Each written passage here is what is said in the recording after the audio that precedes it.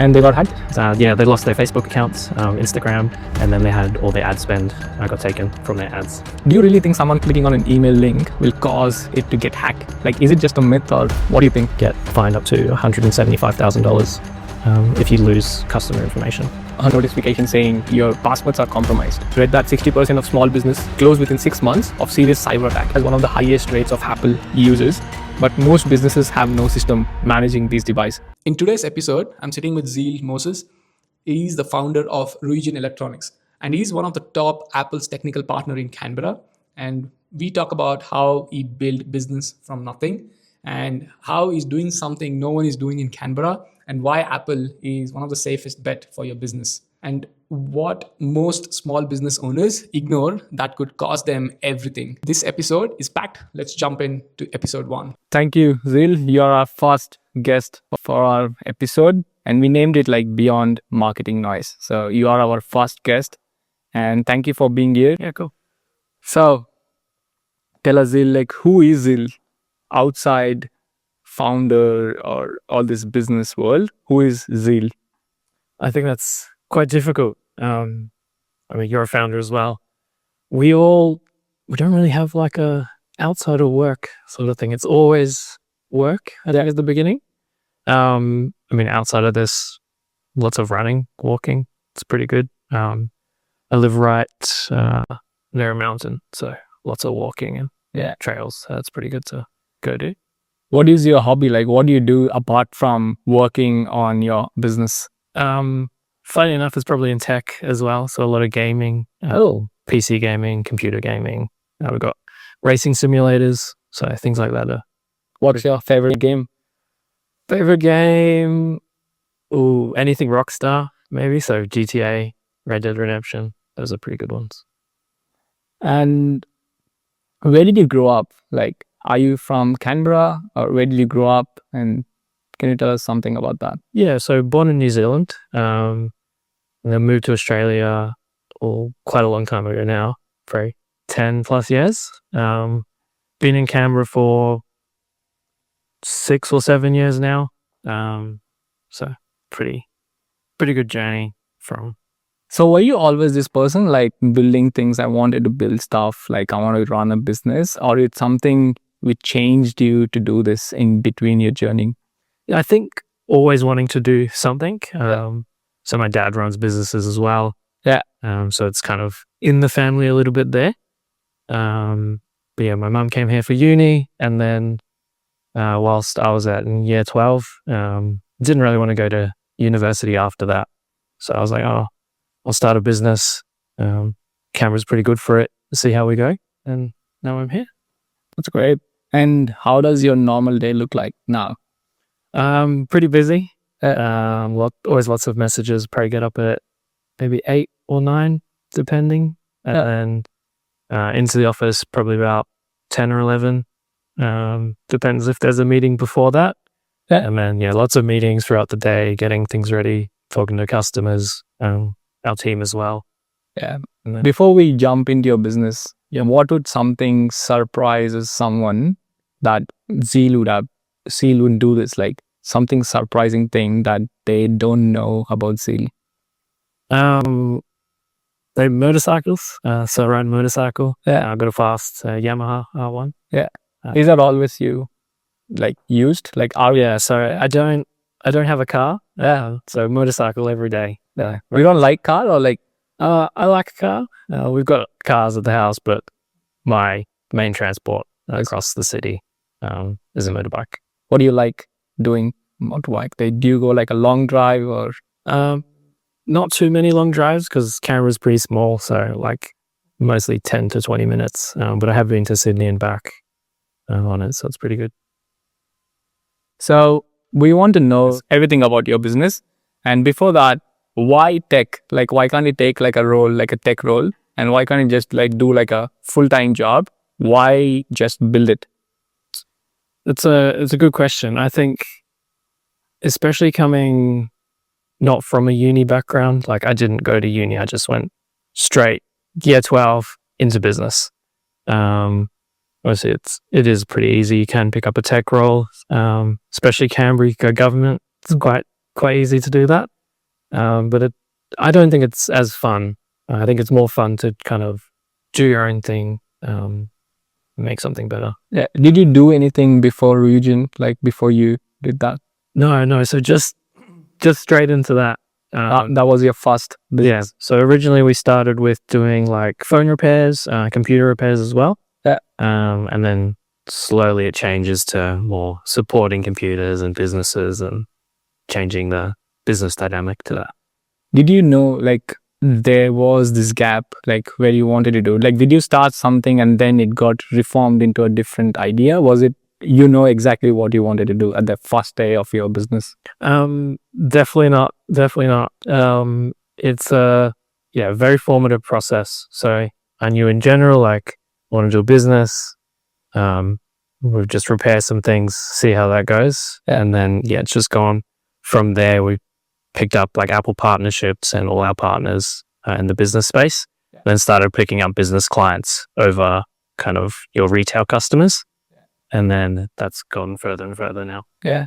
I think you're one of the top technical partner, like Apple's technical partner. Why just Apple? Why can't you just cover Android and other stuff? Like why Apple? Yeah, I think in the space we're in, Apple's a good market. Everyone around here does a lot of Windows. They're all government or they're all corporate. So that's why there's definitely a small market there for Apple specialists. That's kind of where we're sitting in that market. On the first day, did you think you are going to work only in Apple, or was it like after you started? I think it comes back to when we were doing phone repairs. I only like to do the Apple, like only iPhone and iPad. That was one of our specialties. Yeah. No one in Canberra was offering iPad repairs. Yeah. So we were the first to make something that was really working. If you go to Apple, prices are $500 plus to fix your iPad. We were doing it for $150. Yeah. So that's where it kind of stems from. And you were also repairing Apple products only? Yeah, so we were only repairing Apple products when we noticed that that was where we could get the best parts for them. Okay. And that's where we can do the best work. Yeah. How is Apple? Is it like flexible? It's quite technical and difficult. There's lots of different screws. So that's where most other phone shops or phone repair shops weren't dealing with that. Yeah. They just stick to the Samsungs. The margins are lower there though. So it depends what you want to. And what do you think about the security Apple and Android? I think that's the big topic in the market. Like they say that Apple is much safer than Android. And even for business, Apple is much better than the ecosystem of Apple is much better than Android. Like what do you think? I think from where we sit currently, Apple is definitely more secure. There's lots more features across that software that helps protect the device, especially moving away from phone repairs now. We haven't offered that for maybe 4+ years. Yeah. So we are only in business with Apple to do security and cybersecurity with them. And when you're doing this business, when did you think that this can actually work? Like this business model or the service what you're offering can actually work and start making money? Was there a day you felt, I think I'm on the right track? There's always ups and downs, but a few years ago now, I can't remember the exact day or time or what it was like, but I was like, well, this is working. We are getting customers. We are getting lots of phone calls. Even to this day, we get lots and lots of phone calls to let me help your business, or can you help my business with Apple? Yeah. And when you started, like after that uni, you told me like after 12, you started straight into business. Like how was your first month or like compared to first year? How was it looking? It was pretty good back then. Lots of customers. I think we got in the first month, we already had 50 like services done for people. So that's shows you pretty success. Like, you can be pretty successful in it. And if someone is starting this one, what do you recommend like in the initial days? Initially, I would recommend to be very particular about who your market is and what you're providing. Especially in the tech space, there's lots and lots of things you can do. Especially AI now is a big one. I I would say to stay away from it. Everyone is offering that kind of service now, unless you're very particular, like we're looking at local AI integrations into businesses. So someone offers that, that'd be a perfect entry into the market. Yeah, that's great. And when you were doing this, like before you started, do you see that problem already occurring before doing the business? Like, for example, you're studying in a uni or working in any other company. Did you see that thing, like, which made you that, I think I need to solving like some problem you saw before you started the business? Yeah, I think instead of started business is more of when we changed over to only serving other businesses. We were getting lots of phone calls from like local businesses here in Canberra, and they were saying, look, I've got a Mac, it doesn't work, but our whole team runs on it. Yeah. Is that something you can help with? Because Apple won't help.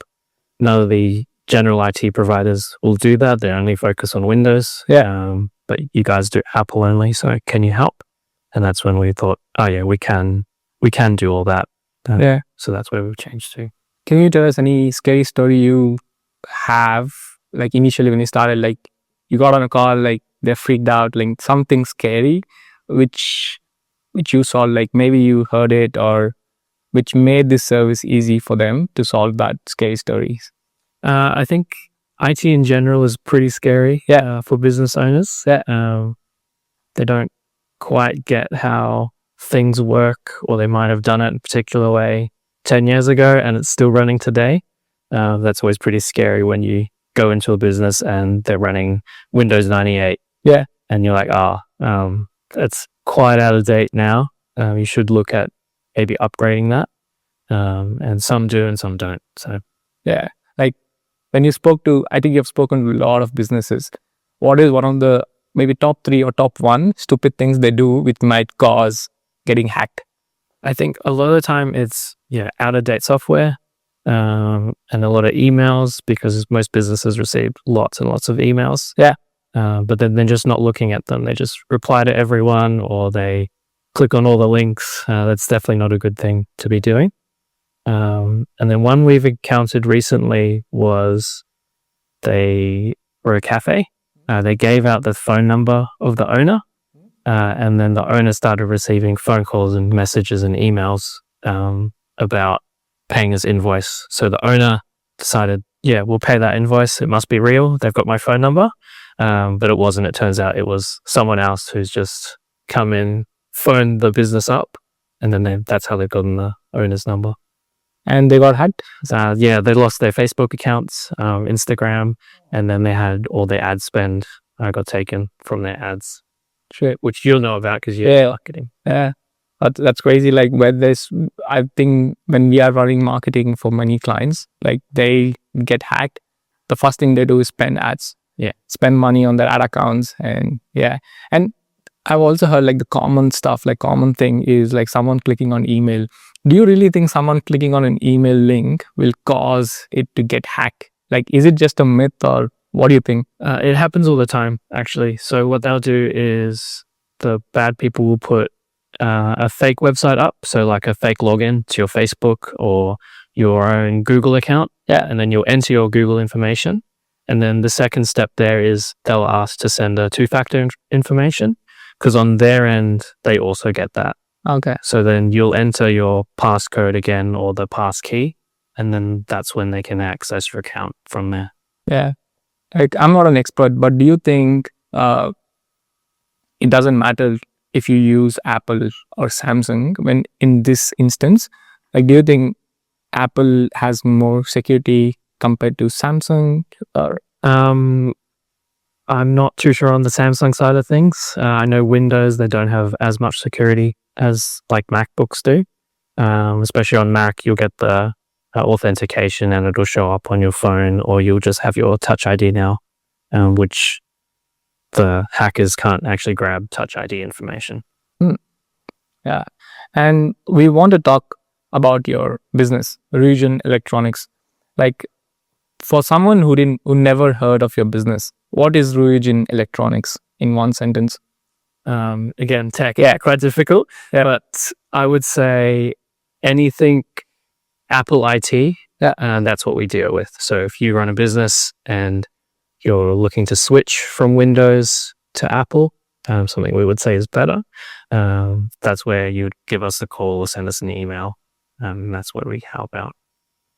And what is the main problem? Like, what is your main problem you're solving for someone who comes to Ryujin Electronics? Like, the top thing you're going to solve, the challenge? Yeah, so we solve anything IT or tech. So a lot of business owners, that's not their specialty, and that shouldn't be their specialty. Their specialty should be their own business. Yeah. And that's why you get on a good technical partner that can deal with all the tech side, and do all that work for you. And I think you also spoke about someone who has like an overseas team. We can still build that ecosystem for them. Yeah. So how does that work? Like, why do they use it? Yeah, it's all remote for us. So we are based in Canberra, but we do service businesses across Australia. Yeah. And we do have some people, Nepal is a big one, and like Belgium, we have a few people in there. And we're supporting all those teams remotely. And that's something you can do with Apple. It's a pretty good thing that they offer. And I think any other business who has like overseas, like how does the process works? Like, can you explain us like in simplified version? So do we send a laptop from here and then you set it up and send them? Or if they have a laptop there, maybe somewhere in Belgium somewhere, can you set that up from Canberra? Yeah, so we can do both. So either if it's a new employee, we can send a laptop, and a phone is a common one that we both send to them. Yeah. And it's already set up in our system. They don't need to do anything. They just open the box, set up the laptop, and it's already done. And we can do that remotely as well. So if they're an existing employee, all we do is we send them a little login code. They enter that into their laptop, and it changes over to our access, and we can do all the tech and support for them. And what are few things that can like if someone comes and take that service and applies this to an ecosystem compared to traditional way of just sending a laptop, and what does that few things that the pros and cons, like an advantage of using this, what are those few things? It's much quicker to do it remotely, and your costs are actually lower. As a small business, it's very important to have low costs, and that's where we can provide better services. Instead of having people across the globe, we don't need that. We just need the people here in Canberra. So we've got our local team of 15 or so, and they do all the work. It's all remote. Is there anything you learned from Apple ecosystem when you're building this? Like, you felt that it's too good, and you felt that you learned some things personally?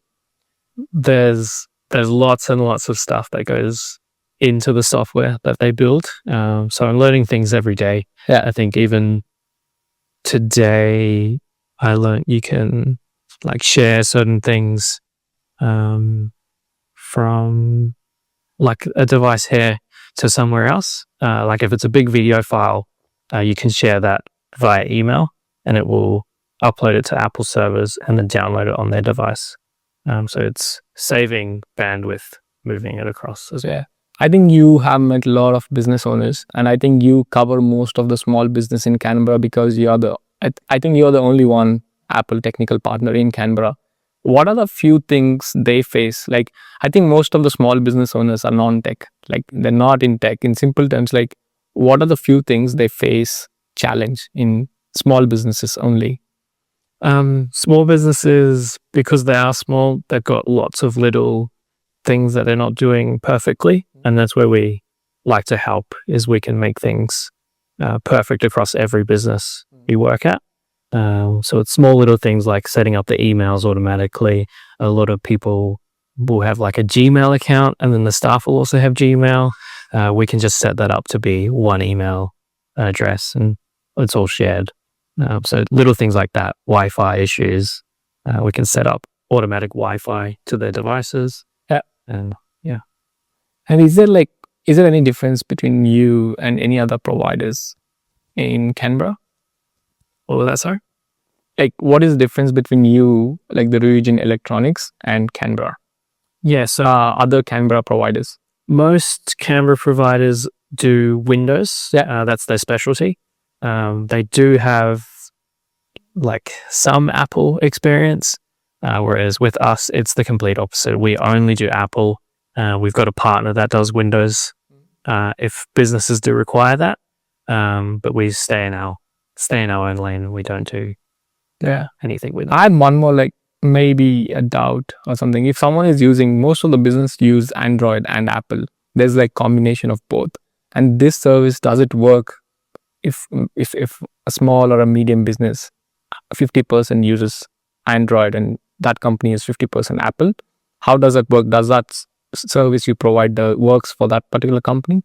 So it can work. It depends on what they do. If it's majority Windows and Android, it's something we don't really look at on their side, but we'll do the Apple component. So we work with a lot of companies there that might need co-managed sort of support services, and that's when that comes in. Yeah, I think what are your best fit? Like, which clients fit your best for yours kind of service? Like, what kind of clients you're looking at? It depends really. Like, it's the whole range of businesses. So we'll have like creative agencies we work with, and then we'll work with like financials, and then a lot of real estate companies as well. They use Mac and then they use iPhone as well. So it's good to have both. And then a lot of like boutique sort of businesses, so candle making or nail salons, things like that. And I know like you keep meeting the business owners and you have these discovery sessions. And have you experienced or maybe seen what they underestimate few things which can cause like big risk in the business, and you feel that you're underestimating it too much, which might cause problems in business IT? A few things would be like out-of-date devices. So a few childcares that we work with, that's another big client of ours. They have very old iPads, and with those, we can't update them and they won't connect to our systems. So we request to update all those devices before we join on board. Sometimes they don't want to do that, and that's just when we can't really support that sort of device. Yeah. And when you're doing this service, like when you took over that ecosystem and you started building that, did you find anyone hacking into it and you found it? Any story for us? Unfortunately, none I can say. They're all pretty confidential client sort of things. But yeah, it's always potential access to their emails and things, or just old staff that have all the email access and they still have it on their phones because we can see that information. And the businesses just haven't removed that sort of stuff. Yeah. And I want to talk about when you started this Ryujin Electronics, like how did you get your first 10 clients? Yeah, so our first 10 business clients were a changeover from like them just asking us, is that something we can do? So it's not we've reached out to them. It was they've reached out to us, and then we've gone, yeah, we can support that. Yeah. And then from now on, it is, we do reach out to lots of businesses. That's lots of in-person networking, and then lots of phone calls and emails from local businesses and business owners. And does the word of mouth works for your business, like serves? For us, we like to have lots of different marketing. So word of mouth does work, and networking is very important. But then it's to get in front of them to see that we exist. And that's when a lot of digital marketing comes in. And what are the different touch points your business has, like word of mouth, and you also run ads, and I think you also create contents on LinkedIn. What are the few things you do to get that exposure in the market? Yeah, so we do a lot of posting, and there's a lot of networking goes into it. And then I've just set up my own kind of personal accounts, which I'll start to get content out on. I think that's pretty important if you're a business owner or someone trying to start a business, and have your own account that you can post content on. And I'll have some questions in terms of marketing. Like, how does the branding works for you? Is it like an important role for this particular IT sector or IT niche, you can say? How does the branding works for you? Yeah, so branding for us, it's very important. And that stems as well from the tech that we support. A lot of Windows and other IT providers, they just kind of put anything out there, or their websites quite old, 1990s or 2010s websites. And then we've got an in-house team that do the software development for us, and then they're doing the content as well. So we keep it very modern as well. The journey I had with you, I think we met maybe last year. I think you have also co-founded other companies like Stampr, and you're also part of Blackberry. And how is that experience? Yeah, so we work with a lot of startups and other small business owners in probably a closer relationship than other customers. And those, so with Stampr, it's a digital coffee card essentially, so it shows up on your phone. What we're doing is we're developing that software for them. It's third-party software does exist in the space, but they want something local built and Australian made, so that's where we perfect for that. So you can just use like a phone instead of physical phone cards. Like I think I've used it twice, I think now, and it's too good. Like so it takes any coffee shops like the participants in Canberra, and you can just show that scan and they can scan it. Yeah, so it works across all their cafes. And they've got 25 cafes now that we've helped get on board. Wow. And yeah, instead of your 50 coffee cards, you just have the one digital card. Yeah. I think those are some big plans. And what big plans do you have for Ryujin for this year? So for this year, we are looking in depth at a few sort of things. Some are confidential for government or like national security. And then some are just how can we make our systems better?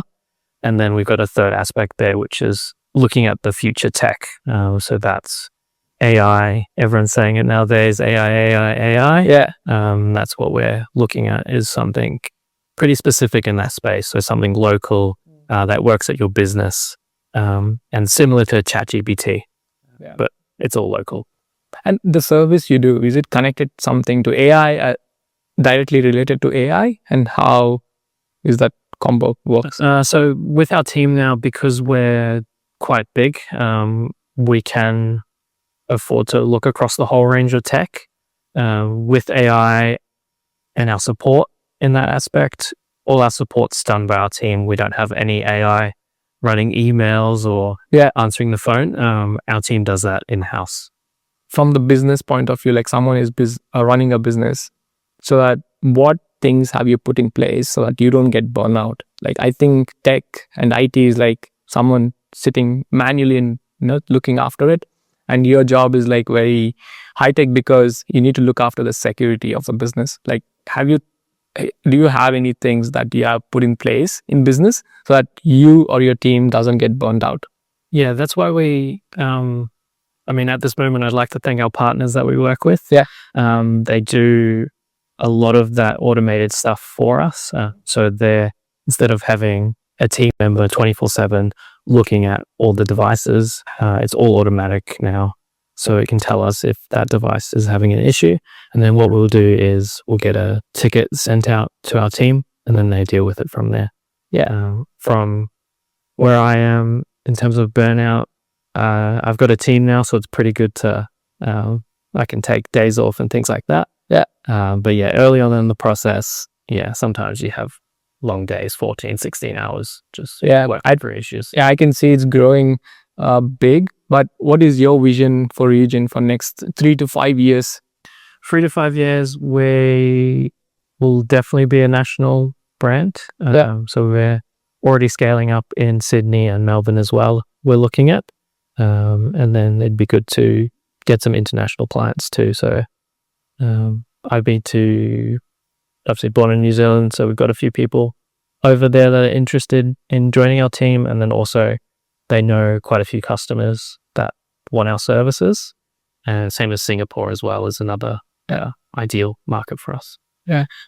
Just curious, like you're from New Zealand, and what do you think about IT world here in New Zealand, and what is the difference? Can you see any difference, and how big is it? I think it's probably pretty similar. New Zealand is a smaller market, but the thing over there is a lot of new tech gets delivered there first. So in terms of like new Apple products, they always release in New Zealand 2 hours before Australia.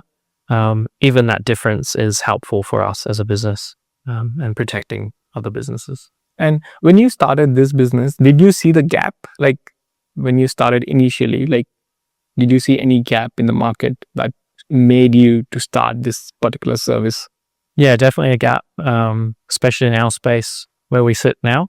As I said, lots of Windows providers, not many Apple providers that aren't big enterprise. There's a very good niche there in the small business and startup space.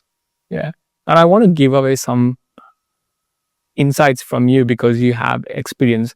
So if someone like without buying your service, if you want to give some insights to business owners, a small team, what are like top 5 things that they can do that can avoid getting hacked or losing the data or losing everything in their business, like the sensitive information? Yeah. So first I would ensure that their stuff is up to date. Yeah. So software and things, passwords are definitely handy. I would say just having a IT team you can contact, even if they're not managing your stuff right now, just someone that you can talk to if you are having issues. That's what happens a few times is we've had businesses that don't know who to contact. And so that just gets worse and worse and worse until they find someone. Usually they call the government and the government doesn't know what to do there. Obviously, stay up to date with any tech if that's a concern of yours. Definitely AI is one to keep in check now. Making sure your team's not kind of sending all your sensitive information for that because you don't know where that's going. Yeah. And then a good one is to get in. We've got a lot of content we're putting out nowadays, so it's good to keep up with that sort of stuff. Is there any examples that get reported? The government's got good websites, some cybersecurity websites as well that they kind of showcase all the information that they get reports on. We get reports all the time from like Telstra being hacked or big companies being hacked. So if those big ones get hacked quite often, how many small businesses have that happen? So for example, let's take an example. There's a business gets hacked and they contact you, and how fast can we get in control, like get back on track? It depends. If they're already a customer with us, it automatically locks down all their systems. We could probably be back in control in less than 5 minutes. If they're not with us, it can be a longer process, maybe 24 hours or less. And that's only Apple ecosystem? That'll be across the whole range. So if they do have Windows devices that they need support with, we can do that. It's just specialist wise, Apple is our specialty. So in this journey, like I think you have more than how many years experience do you have in IT? It's coming on 7 or 8 years now. Wow. So pretty. Yeah. Are you seeing any change in industry like IT tech and IT niche? It's always something that's changing. Every day it changes with new features or old things being cut off and new things coming on. So I think that's a niche now is, AI is definitely one to look at. So what kind of clients are you looking actively right now? Actively, we're onboarding quite a few like early education clients. So in their space, there's lots of compliance issues currently going on. So what we're doing there is we can do all the device management for them, and they do need that as a part of their compliance documentation. If they're not doing that, they can get a fine from the government and they can get their education centers shut down. So that's a big one that we're after right now. And the second one is just customer privacy information. So a lot of small businesses, they have like customer info in Excel spreadsheets. In terms of fines, they do get fined all the time. I think you can get fined up to $175,000 if you lose customer information. 175,000. just losing, like if you get hacked, Yeah, you get sensitive data. Yeah. And I think that might be the lowest amount. I'm sure we can look it up afterwards. Yeah, I think I was just looking at the data for our conversation. I think I read that 60% of small business close within 6 months of serious cyber attack. Yeah. And does that surprise you, or does that match what you see out there? I think that matches, and that could be even too long. I'd say within under 90 days, they might close. Because of the fines and just everything. So your customers, if they realize that their information's been lost from your business, Yeah. They're not going to want to shop with you or use your services anymore. And then, the government does come on board and goes, look, you've lost customer information. That's a breach of Privacy Act. how serious is it in Australia? It's very serious. I think it comes with personal fines for you as a business owner as well. So if you have a trust or if you're behind a company name, it doesn't matter. It goes after you personally as an owner. Yeah. And I also had some data on the Apple. Like in Australia, we have one of the highest rates of Apple users, but most businesses have no system managing these devices. Is this the gap Ryujin want to fill in? Yeah, so that's the gap we are filling in. Yeah. As you say, a lot of businesses have Apple, but they don't know how to support it, or they don't know how to. Why do you think they don't use this? Like, It's because there's not many in the market. There's us, maybe a few others as well, but those others focus enterprise. So big schools, 1,200 iPads plus per business they work with. Yeah. So there's nothing from the small to medium range. do you think they don't know about this service? And do they know it and they just ignore it? It's probably a bit of both. So some business owners don't know it. And once they do find that there is a service available, most of the time they do get them on board. So that's where a lot of our customers come from. And then the other side of that is they don't want to pay extra IT people. Yeah. They might already have a Windows contract that doesn't support Apple. Yeah. Or they might just not want to pay for IT because they think they can get away with the rules. Yeah. I think because most of them are non-tech, they don't know what's happening on the back end and what you guys are doing. And how do you solve the challenge? Because you're working with a tech service with a non-tech person. Most of the business owners, like the executives or the owners or small business or cafe owners, they're all non-tech. And how do you explain them? Like, do they understand what you say? For the non-tech people, how do you explain them and what do they understand?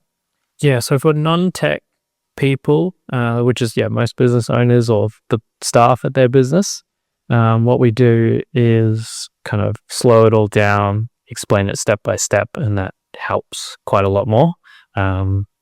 Most of the time from Windows IT providers, they just will say, look, it was this specific thing that was broken, we fixed it, like, don't bother. But what we do is we go, look, this part is broken, so your laptop, because of the email, got hacked or whatever, and this is what we've done to fix it.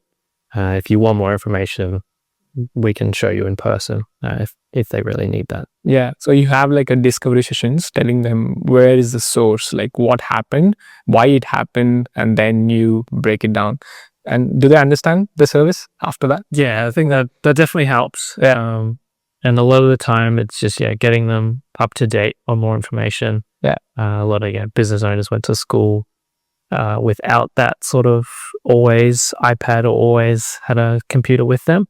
So got to slow it down and explain each step. What are few insights you can give us for non-tech who is like zero knowledge with tech?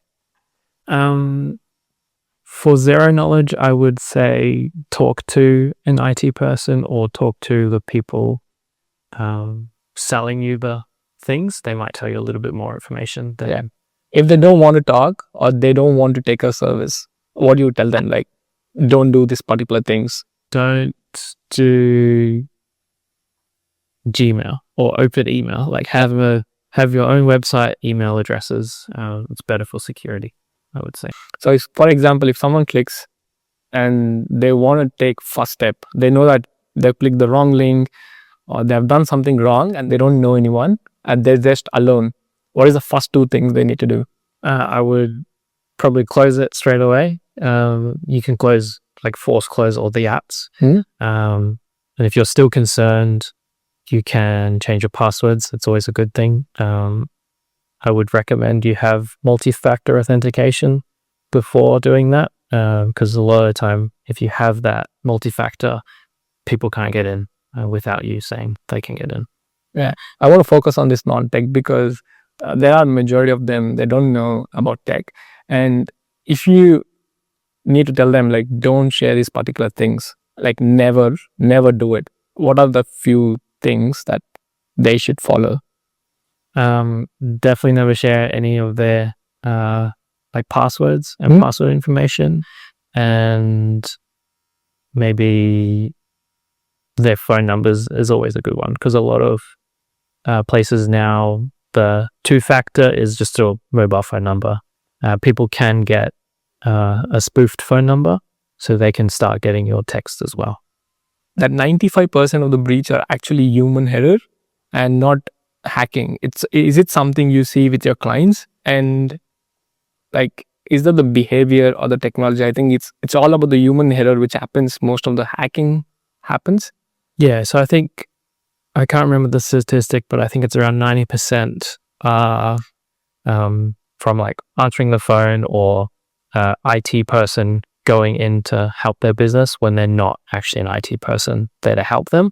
That's a lot of what it is. I think it's human engineering is a lot of the hacking attempts that happen. Yeah. And do you have any symptoms? So that's what I wanted to cover for non-tech. So without going to an IT person, or if they're just doing on their own, can they see any symptoms that can understand that this is hacked, or there's like malware or some kind of thing in the laptop, so that they get that heads up so they can take their laptop to your kind of business or someone IT experts? Any symptoms? I think most of the time you won't start to see small symptoms. It'll either be your laptop works and then it doesn't, or if you're on like Google account, you might see your photos change, or you might get lots of emails saying someone's logged in from, I don't know, somewhere else in the world. Yeah. And you know that's not you, then it's probably a time to get in contact with someone. Yeah. Is there right now, can someone open the laptop and check few things only for like non-tech? I'm covering the non-tech. So if someone is watching this video, what are the few things they need to check right now to see that it's not hacked, or it's clean, just to make sure that it's clean? First, I would check you have like the multi-factor set up, so your Touch ID or something like that. That's the best way to check things. Yeah. And, on Windows, you do have like the Defender, which can help, but on Apple, you won't get anything. It's just always protecting you until there's an issue, and then when there's an issue, it'll tell you and it locks down the system already. So from an Apple standpoint, you don't need to do anything. Wow, that's good. And they also use Chrome on Safari, like on a MacBook, Chrome. And sometimes the Chrome or Safaris might also get hacked, if I'm not wrong, maybe. Yeah, So a leak. you can, again, on Windows, it's probably pretty simple. But then, yeah, on Mac, if you've got Safari or Chrome, it tells you straight away. I think the worst they can do is maybe like open your calendar and send you calendar invites. And so you just get a bunch of annoying notifications. Yeah. And I also get notification like that, like accept your invites. And I get one more notification saying your passwords are compromised. Like Apple keeps sending you that. How serious is that? So it can depend. I would say if you're using that same password, and that's a simple one across everything, if someone gets access to that password, which isn't too difficult, they can guess it. Everything that has that same password, they can get into.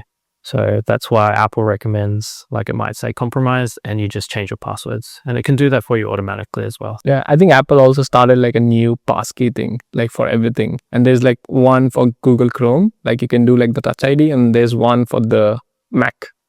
And how good is that? Yeah, so passkeys are multi-factor authentication. So they're the most secure form, apart from physically being in person. Yeah. In terms of security. Yeah. And Canberra has so many small consultancies and contractors like working with government. And do you find those business are particularly vulnerable because they handle sensitive data but operate like small business? Yeah, so consultancies, quite a lot of the time, they're not having anyone manage their sort of stuff. I think the government is starting to crack down on those ones because, they do deal with a lot of private government information. They might have access to secure servers, but in terms of their physical hardware, that's not something that they have that is being protected. So that's, a lot of the ones starting to come up now are, can you help? Because we're consultancy firm. Yeah, I think what you're doing is one part of IT, like the whole IT service ecosystem. And if someone is starting in IT service, what is your suggestion to them? Yeah, I would say just focus on the one thing you do best. For us, because we have got a big team now, we can focus on websites and this security and cybersecurity. And then we've got our own research portions. But if you're just starting a business, you're just one person, you might not know the space as well. Just stick to one thing and do that really well first. Yeah. And I want to learn a few things from you because even I'm learning through these videos and podcast. So when someone is starting a service business, what do you think they do, like common mistakes they do in service businesses, founders? I think if you look online, a lot of it is when you start your business, you need to call people, you need to email them, and you need to walk in. In Australia, I don't feel that works. Australians don't answer phone calls. They're not going to answer emails either. So you're just kind of wasting time if you're trying to start your business by calling everyone in the world and emailing everyone. It doesn't work. And what does winning looks for you personally? For our company, it's supporting every business we can support and growing our team. So over the next year or so, we should have 30 staff, and that's pretty successful. Yeah, I think that's a good insights. Is there anything you want to add for our listeners in overall all the hack and the IT service and some insights you want to add them? I think I would tell everyone to be not as scared. I'm sure they might be pretty scared of like IT and want to stay away from it. Yeah. I think quite the opposite. Like reach out to all the IT people. We're all pretty nice across the space. They're all going to answer questions. And always, send in a question if you have one. Yeah, it will always get answered online. Yeah. If they want to reach out to you, like Zeal, they want to reach out to Zeal, what is the best? Yeah, so probably LinkedIn. I'm on LinkedIn. It's pretty easy. You just search my name. I come up, I think, on the top. Yeah. Obviously, our website as well. So ryujinelectronics.com.au. Yeah, good one. And they can find us straight away. And like if someone is looking for like a service, like they want you to come in and just have a quick review, like do you have any service packages like that? Yeah, so we do for every business. We get them on a phone call first, make sure like they understand what's going on, and if they don't, we can kind of explain it first. We're not a straight into sales and going to sell you this plan for thousands of dollars. We always like to go into the business a couple times to make sure that it's working first. We don't want to go into a place where it's not working. So all of that's all free for us. What is the best like small businesses? Like how many team members is good to have to start this service? We work with everyone from probably 5 up to maybe 150 employees is what we work with. Yeah. But anyone lower than that, if like it's just you're the only one in your business, we're fine to help out and answer the phone. We're not going to put you on a monthly plan if you don't need it. Happy for you to just give us a call when you need. Yeah. Is there like a fixed price or do you have like a customized? All our pricing is customized. It does have pricing plans for the 5+, but anything below that, we're just kind of happy to answer the phone and provide support for free where we can. I think I learned a lot, and thank you for being here, and thank you for being here for the first episode. Thank you for having me. Thank you.